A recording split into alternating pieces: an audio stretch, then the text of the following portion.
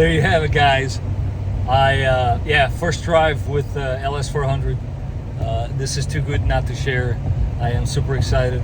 This is in many ways to me a dream come true. So keep working, keep at it, man. You can achieve anything you want. I used to think of this car, and here we are.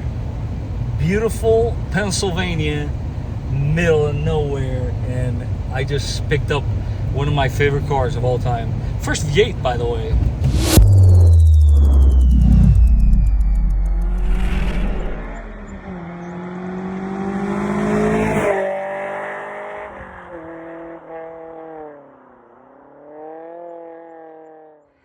In the last LS400 episode, I left you guys with a little bit of a riddle there. I don't know if some of you actually rewinded the footage, but I'm going to do it for you right now regardless. Now, tell me, what do you see wrong with this picture? Do you see the little piece of tape there? Well, I did see it from day one, and I got to be honest with you, I was intrigued, and I had to buy it. I had to buy this car. I had to know what's going on with this black tape, and I have to fix it. So, ladies and gentlemen, welcome back to the channel. This is the Vikings Garage, and on today's episode, we are going to fix this entire tape fiasco. I feel like this is almost a tradition for us guys. We are here at the DMV, and lo and behold, the old gal does it again.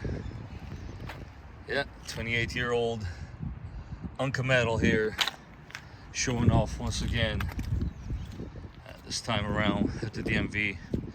The only thing that I was really worried about, I'll show you guys in a second right here, was this gas cap. Because again, I have absolutely no history on this car, and by the color of this is looking very sketchy, but hey, what do you know?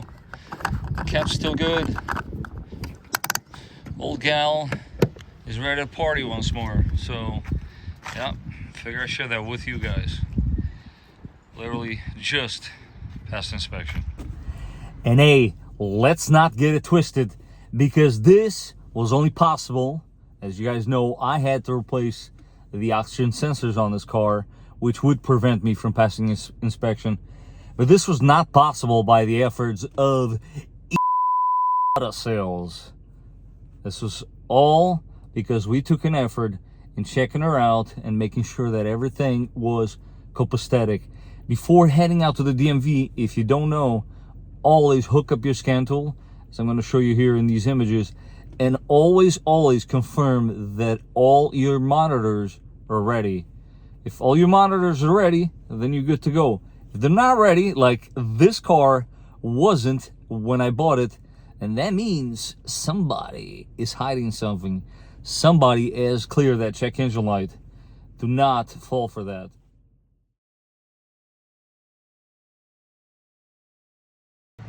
Giving you guys a quick update here while I drain the transmission fluid again. We're getting closer to the color that I want. So basically today I wanted to mostly replace the drive belt and, most importantly, obviously check the timing belt condition. As you guys can see here, it is a little old, mainly because you see the markings like so. But when you look closely to this belt is actually in excellent condition. I mean, if I see one that's really deteriorated, I put it in the corner of the screen there for you guys to see. But yeah, I'm not, unfortunately, for content purposes, I'm not, for as of yet, going to be doing that timing belt job. Might as well get my money's worth, right? With that being said, when it comes to drive belt, always guys, draw it out before you even pull the belt out. In this particular case, this is your tensioner. You grab a 14, move it actually like so, and that would take some slack off the belt. I'll show you the condition of the belt in a second. Just a quick hack here.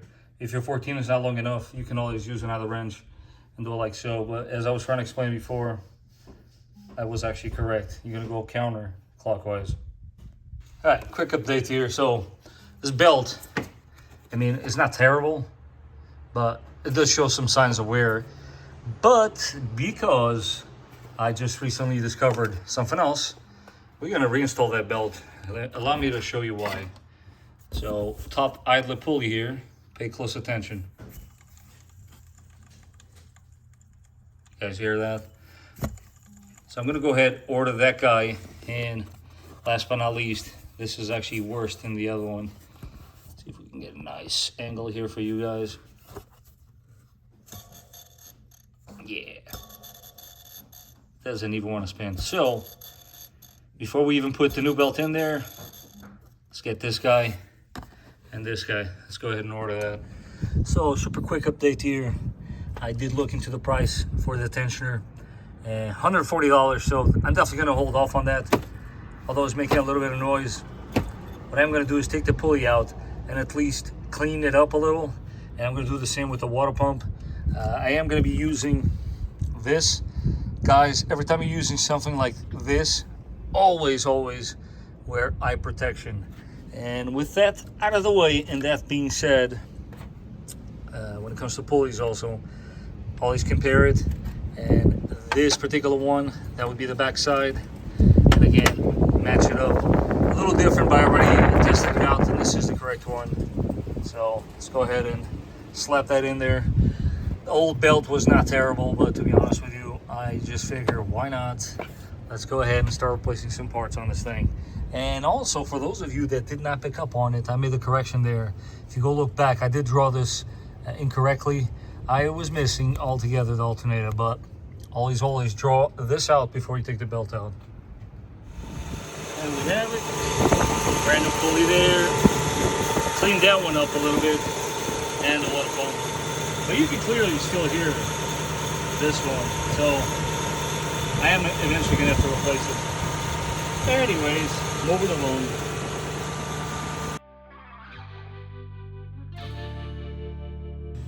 Guys, remember how I said the tensioner was too expensive? Well, I'm going to show you a very quick and inexpensive fix.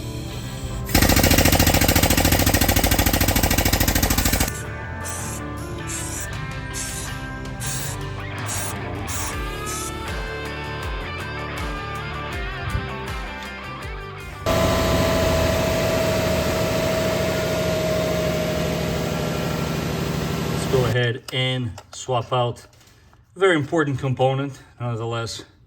For those interested, there's your part number. And yes, we are referring to the PCV valve. So how hard is this to replace? Probably not hard at all.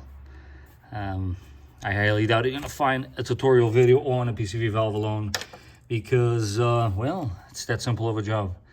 Get yourself a flathead screwdriver. You're gonna do some wiggling. Once you do find the room, without gouging the gasket too much, you're gonna use the screwdriver to help you work this out. So there you have it, out with the hold, in with the new. These things are known for getting full of carbon on the inside. And also there's a spring on the inside that you wanna, well, make sure that it doesn't fail on you. This one was still all right somehow, but let's go ahead and squeeze this one in. Top tip, just to facilitate this going in, you might want to just get some oil out of your dipstick and just rub it on the edge of this. Should slide right in.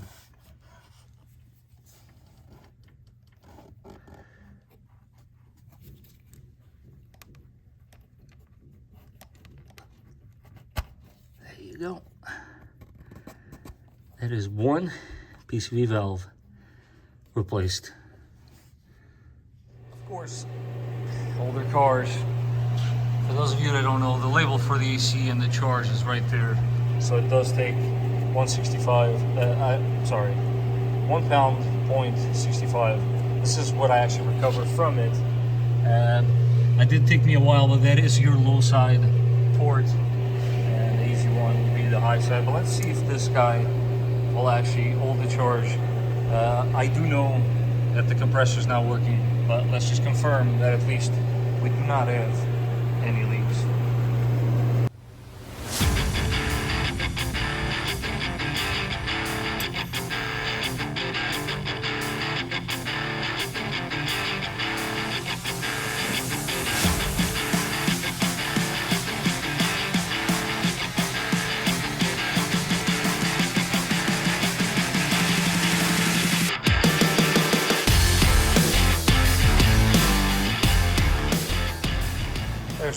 guys. I really was under the impression that I was gonna have to buy a compressor for this. Do you see it? I think we might be in luck. Let's take a look. Got my little tool here. That's what we got. First, AC is on. Let's crank this puppy up. Oh, no way. I feel it already. How is this even possible? The car of this age. I really thought I was going to have to put a compressor on this thing. You guys see this, right? Let's give it a little bit of gas. Oh, yeah. This thing is definitely cold in here. I can already feel it. Yep. Just gotta get rid of a couple of lights, that's all. You guys know what I'm talking about. As you can see, I am driving it. Putting the miles on it. Well, isn't that a pleasant surprise?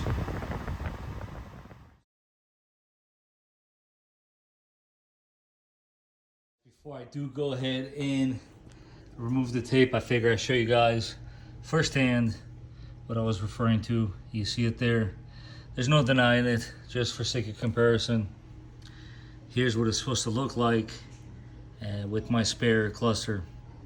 So you're probably saying to yourself, why a spare cluster? Well, because whoever was in here managed to crack this thing just to get the tape in there. So I went ahead and bought this one really cheap. Although I hope I didn't just waste my money, because maybe somewhere out there can tell me how am I supposed to clean this up, because yeah, nothing seems to be working, but we'll see what happens. But there you have it, guys. Beware, some dealerships will actually put a piece of tape just to hide problems. This is what's happening right now. Yeah, this still looks atrocious, but working with this, and then there's step 1 and step 2. In case somebody is actually going to attempt this, chances are we're not going to succeed, but I'm going to give it a shot. See what happens. Of course, clean microfiber towel and wipe the excess. Let's do this. Wow, I got to be honest with you guys. Definitely a firm believer of this product now. So what I'm about to show you guys is how I got it with just step 1. I mean, this is not perfect. And if you actually start nitpicking, you can still see some of the marks there. And yes, this is not perfect, and this is what you should be expecting. But at the end of the day, this is the angle in which that cluster is going to be facing you. And I don't know about you guys, but that looks really, really good. Way better than before. If I have a before picture, I'll put it on the corner there. But now what we are going to do is apply step 2. And I'll meet you guys here in a second and see how that looks. Oh, and by the way, here's another gift. On the way out, this one was broken. So we made sure to epoxy that, because we want to make sure this sits as it should. And several days later, guys, very happy to report that the cluster looks fabulous. I am very pleased with the way it came out.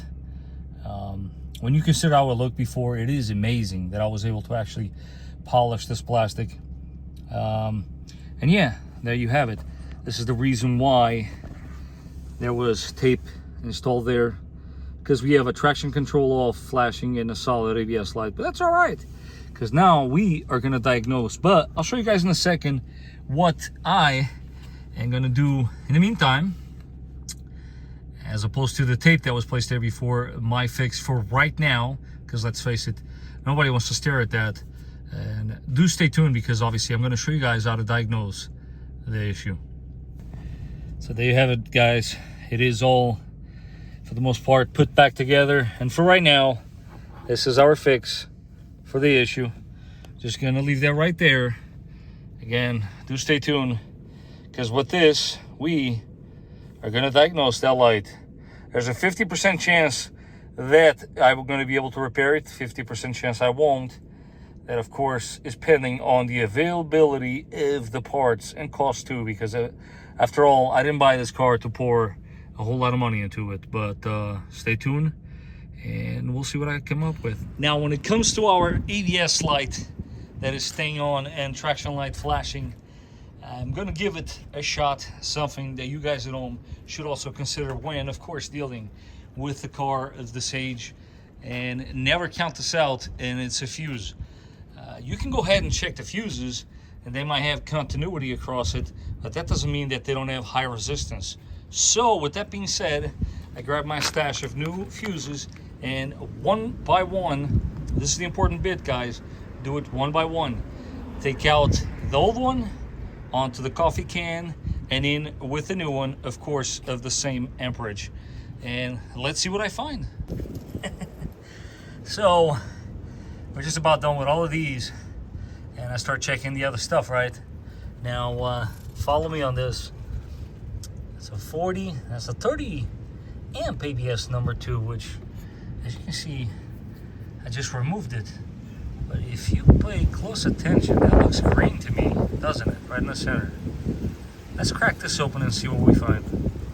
Now, to completely rule out that this fuse is no good, let's face it, that is not supposed to look like that, so I know for a fact that I gotta replace this. But you would grab a multimeter and you put one lead on one side, one lead on the other, and you should have continuity. Now, as far as resistance, I can assure you there's definitely resistance there. So let's go ahead, change this one, and see what happens.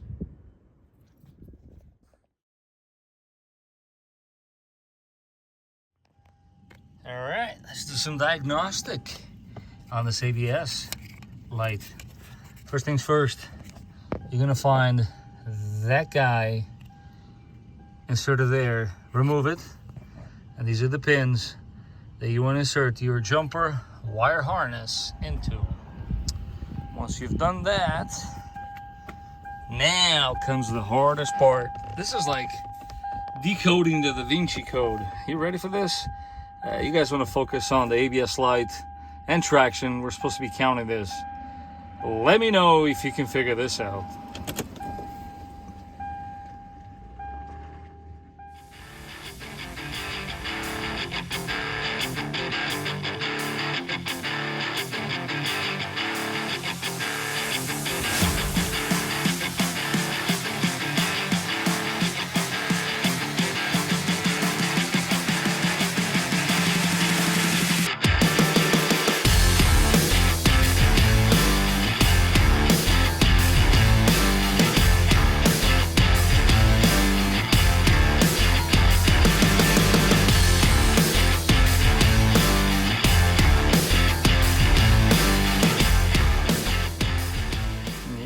That was it.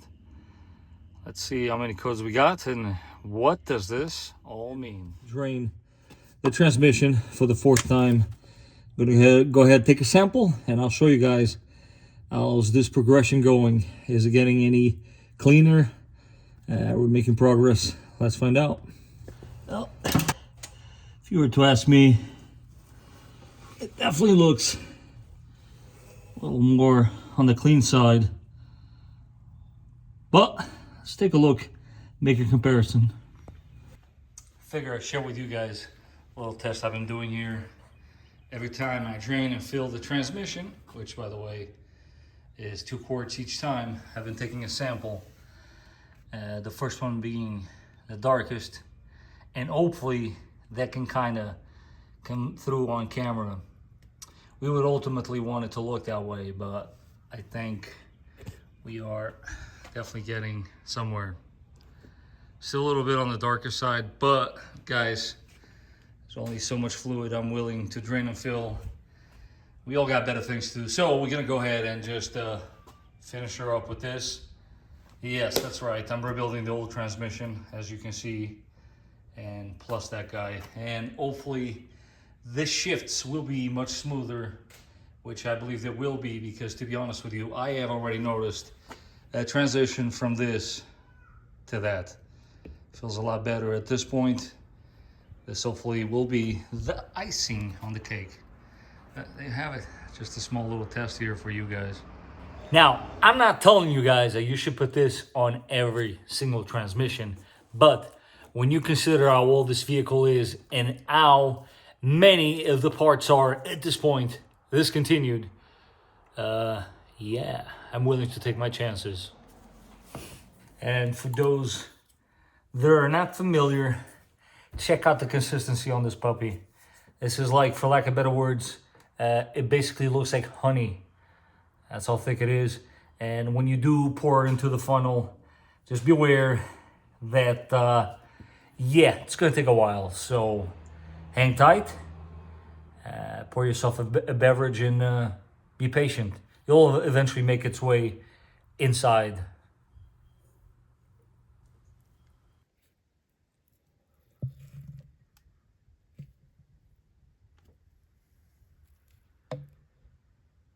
And while we wait here till that fluid makes it all the way into the trans, let's go ahead and attempt to tackle furthermore our issue with the so-called ABS light that caused all of that cluster issue.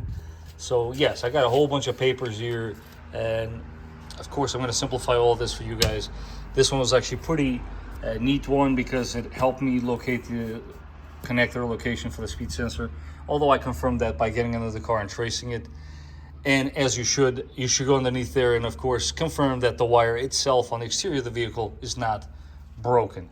Now, going back to our matrix, if you guys recall, we came to the conclusion that this is one of the codes. See where I'm going at? And that would be another one of the codes, which can be a little deceiving because it does say left front, but yet again, right rear. Right rear, right rear. So to me, the issue is going to be right rear, but let me show you guys how I've came to the conclusion that it is indeed the right rear. Spoiler alert. So first things first, what you want to do is obviously you want to get your multimeter, try to prop it up here for you guys, make this easier for everybody. And you want to do is put this guy in ohms, because you want to measure your ohms, right? Now, a good reading for a speed sensor, for what I understand, is anywhere between 980 and 2350, if I'm not mistaken. So let's go ahead. I'm actually gonna have to put the phone down at some point, so I'll bring you guys back here when I got one hand holding the pins with the reading on the left side first, correct? Let's take a look. Without damaging the connector, here's your left side. That, my friends, it's within specifications. Now, let's check the other side, which, by the way, I have to warn you guys, if you are dealing with this particular car, the right side, I'm going to go ahead and say, because this car has traction control, this is like a very early type of design, you're going to have 4 wires, but what you want to do is completely match the left side with this side. So you're only checking the black and white wire, because black and white is what you'll have in a normal speed sensor, minus the colors. I mean, all manufacturers are probably different, but let's go ahead. You saw the reading for the left side. I'll put it up on the screen there. Let's compare. Now again, guys, you're just touching the outside of the connector. Do not be jamming those leads into the connector. But yeah, you guessed it. There is nothing coming out. So now you know, safe to say that our sensor on the right rear wheel is a good point to start. So let's go ahead, order that. Before I do let you guys go, I just figure I'd share some of the beauties of owning a used car. Anything wrong with that picture? Ay. Let's go ahead and fix that. Okay, let's take a better look here. All right, we're missing the outside part of it, but at least now the trunk has a little bit of lighting. Getting there, guys, getting there, little by little. Now I'm actually gonna go ahead and vacuum these corners and take the spare tire, make sure it's got pressure. You know, small little things. Just small little things. Well, hopefully this will be the last time that we see that. And by the way, yes, Remember that 4-pin connector? The other 2 terminals were for the brake warning, as in brake pad wear warning. Let's go ahead and slap this bad boy in. Before I do go ahead and toss this out, I figure it was still worth sharing with you guys the inner workings of these speed sensors, because obviously, yeah, 28-year-old car, nothing is going to be a breeze. So this came out in pieces, and yeah, in case you didn't know, there's a lot of copper winding, and this guy right in the center. And yeah, that's what we replaced. And let me guess. Of course, let's take a look and see, did we indeed fix the issue? Oh yes, we did indeed. And one more thing, now this button is actually being put to use. Now you know. This is how you diagnose an ABS code for your older LS400. Do not put the black tape in there. Sorry, I can't even say that without laughing. But there you have it. She's all fixed, and I'm eager to take her back into her daily driver duties. As always, I want to take this opportunity to thank you for watching the video. If you want to support this, I wouldn't call it restoration, but preservation slash keeping it going kind of build. And if you want to see what's that, all this other stuff I got already lined up for it, do stay tuned. As always, if you found some of this information to be useful, do not forget to smash that like button. And if you haven't done so, don't forget to subscribe so you don't miss the next episode. Until the next time, guys, I hope you too are saving some money by wrenching on your car, and most importantly, enjoying your ride. And I will catch you on the next one.